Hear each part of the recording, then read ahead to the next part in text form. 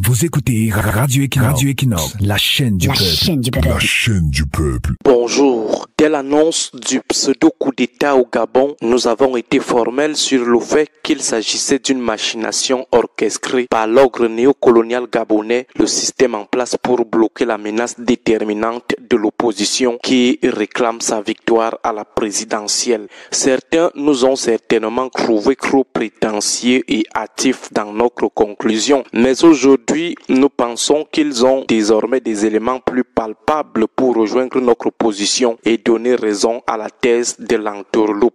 Ce qui tient lieu de coup d'État au Gabon n'est pas un coup d'État révolutionnaire, mais un coup d'État conservatoire des conservateurs. L'objectif de ce théâtre entre les gens du régime de Libreville n'est ni le chassement de Bongo ou de la dynastie Bongo, ni la libération du peuple gabonais. Il faut avouer que c'est l'un des putschs les plus intrigants de l'histoire des coups d'État en Afrique. Ce cinéma nous offre certainement le mandat le plus court de l'histoire. Le président qui venait d'être déclaré élu n'a même pas pu avoir 2 heures de temps pour savourer sa réélection. Sinon, voici quelques curiosités qui amènent à conclure que c'est un film de mauvais goût.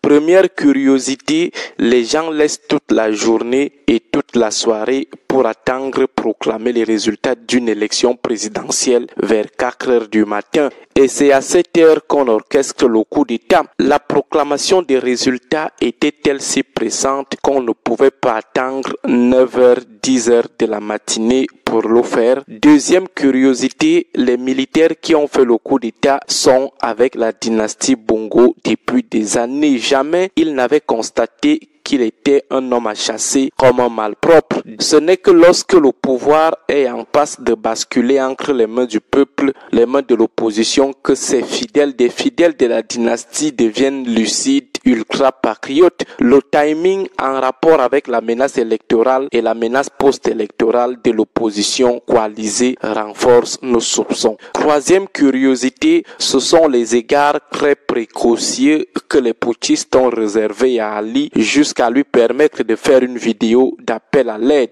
C'est vraiment une jurisprudence en matière de traitement des présidents capturés. On permet au président déchu d'appeler le monde entier à l'aide. Pour quelqu'un à qui on reproche des choses dont la seule sanction n'est que le chassement du pouvoir, comment arrive-t-on à proposer à ce genre de personnes une retraite dorée d'anciens présidents? On se refuse même de le couvrir de toutes les insultes démoniaques du monde. Ça sent quelque chose de louche.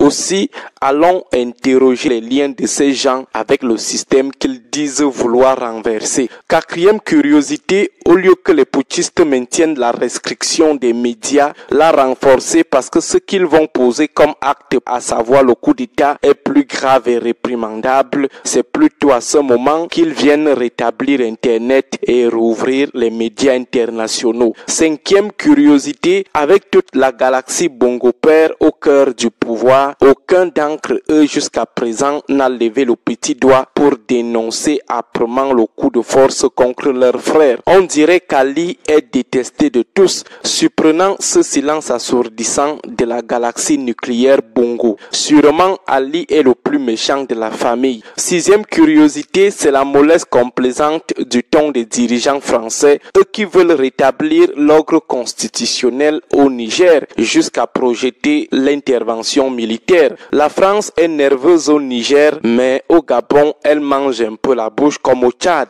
Ça interroge cette curieuse nonchalance de la France des anti-coups d'État. Septième curiosité, les putschistes qui viennent de piétiner la Constitution en renversant l'ordre constitutionnel, des gens qui viennent de poser un acte de haute atteinte à la sûreté de l'État et à ses institutions sont curieusement souciés de la légalité républicaine jusqu'à s'encombrer des cérémonies de prestation de serment. Le diable qui demande à Dieu de bénir ses actions, le bandit qui demande au sous-préfet de certifier les factures des objets volés à la sous-préfecture. Huitième curiosité, au lendemain de son coup d'État, le nouvel homme fort organise organise une grande rencontre avec les opérateurs économiques. La salle est archi pleine, on dirait une réunion préparée des semaines en avance. Donc, avec le putsch, personne n'a pris peur pour aller d'abord se cacher un peu quelque part en attendant voir l'évolution des choses. Apparemment, c'est le seul coup d'État au monde qui n'a fait peur à personne. Jusqu'à toute la salle de près de 350-400 personnes offre à chaque fois un standing ovation au nouvel homme fort qui n'a même pas encore fait 2 jours au pouvoir. C'est quand même allé trop vite le niveau d'acclimatation avec des gens qui viennent de renverser un pouvoir. 9e curiosité, c'est la complaisance des médias français. Ils sont un peu tendres, très romantiques avec le coup de force. Le Niger semble être le diable en personne et le Gabon l'enfant qu'on doit encadrer. 10e curiosité, c'est la posture des instances internationales, la CEMAC, la CAC, l'Union africaine, les Nations unies, la complaisance des pays sourds-muets d'Afrique centrale avec une voix inaudible et nonchalante. Le Cameroun des plus grands patriarches des patriarches et des hautes instructions marmonnes. Il refuse de mettre le noise pour sauver le pauvre Ali. Bon début de week-end à tous.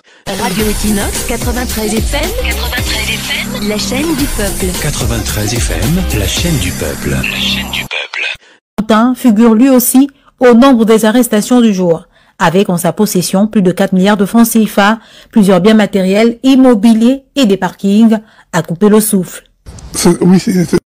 Parlons à présent de l'arrestation de plusieurs proches et collaborateurs de l'ancien président Ali Bongo Ondimba et de son épouse. Ces derniers seraient entre autres accusés de malversation financière et détournement de deniers publics. Le reportage est de Oumou Ouerni. Les dernières 24 heures à Libreville auront été très mouvementées. Après l'annonce à l'aube de la prise du pouvoir par l'armée gabonaise, s'en est suivi l'arrestation de plusieurs collaborateurs du président déchu, Ali Bongo Ondimba, et de son épouse, Sylvia Bongo Ondimba. Ces derniers sont accusés de malversation financière, blanchiment d'argent, falsification de la signature du président de la République, vente de stupéfiants, spoliation du patrimoine de l'État, entre autres. Dans l'un des bureaux stratégiques du chargé de mission de la première dame Kim Woo, des cantines d'argent, difficiles à justifier pour le détenteur. Et cette pièce avait été mise à disposition de la cellule financière et ils ont les clés du coffre, ils entrent, ils font ce qu'ils ont à faire. Donc, vous n'êtes pas au courant du montant qu'ils manipulent? Le montant exact, je ne le connais pas. Vous savez quand même à quoi servait cet argent? À quoi servait cet argent, oui. Normalement, c'est le bureau attaché directement à la personne de la première dame. Comment justifiez-vous autant d'argent après? Comment voulez-vous que je justifie? Puisque je ne suis pas au courant qu'il en restait même. Le domicile, c'est chez vous, même si vous êtes locataire? Oui. Oui. Mais donc vous connaissez tout ce qui se trouve dans la maison en principe. Je sais qu'il y a un coffre, je sais qu'il y a ce champ, je sais que c'était de l'argent, bien sûr. Yann Goulou, directeur de cabinet de Nourdine Bongo Valentin, figure lui aussi au nombre des arrestations du jour, avec en sa possession plus de 4 milliards de francs CFA, plusieurs biens matériels, immobiliers et des parkings, à couper le souffle. Oui, c'est retrouvé chez moi, oui. Quelle est l'origine de cet argent? C'est des fonds de campagne. Des fonds de campagne? Oui. Et combien? Je ne sais pas. Je ne sais pas s'ils ont dû compter, je ne sais pas. Une estimation? Je saurais vous dire. C'est des valises, comme ça je ne sais pas combien de valises contient, donc je ne peux pas vous dire. Je ne sais pas. Ça a été retrouvé dans quelle pièce? Dans le show, c'était dans le salon. Dans la pièce, au milieu. Est-ce que vous êtes banque pour justifier? Vous êtes une banque pour justifier ou pas? Non. Enfin, je ne vais pas rentrer là. Si je comptais, c'est pas... non. Bon, faut dire que même l'origine du compte. Le comité pour la transition et la restauration des institutions dit vouloir redonner au Gabon ses lettres de noblesse, restaurer la cohésion sociale et ramener l'espoir dans le pays tout en le construisant. Est-ce que tu réalises ça? Parmi les personnalités arrêtées, Mohamed Ali Aliou, l'ancien directeur de cabinet adjoint d'Ali Bongo Ondimba. Plusieurs sommes d'argent auraient été retrouvées au domicile de ces derniers, comme nous l'explique notre reporter Oumou Ouerni. Son arrestation avait été annoncée au cours d'un communiqué du Comité pour la transition et la restauration des institutions. Il doit répondre de ses actes, notamment pour haute trahison, détournement massif des deniers publics, malversation financière internationale en bande organisée, faux usage de faux, trafic de stupéfiants et autres. L'ancien directeur de cabinet adjoint de l'ancien président de la République déchu, Ali Bongo Ondimba, doit assumer ses responsabilités. J'ai été interpellé, comme plusieurs autres. Pour l'instant, je n'ai pas été présenté devant des autorités compétentes ou autres et tout. Mais il fallait qu'on vienne quand même faire une fouille chez moi pour savoir exactement ce qu'il y avait dans la maison, sûrement par rapport à ce qui m'est reproché. Comment justifier les actions passées et même le salaire de l'ancien directeur de cabinet adjoint? Ce dernier nous renvoie à une personne clé. Celui qui me payait connaît les chiffres. Le comité pour la transition et la restauration des institutions vise à garantir la stabilité et la prospérité partagée. La période de transition au Gabon est présidée par le général Brice Clotaire Oligingema.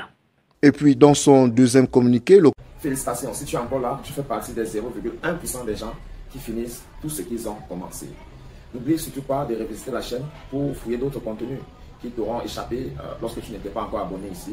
Et n'hésite pas de recommander cette chaîne à autres personnes qui font des recherches sur le Cameroun ou alors qui aimeraient être au parfum de l'actualité de la politique camerounaise. N'oublie surtout pas de liker, c'est gratuit.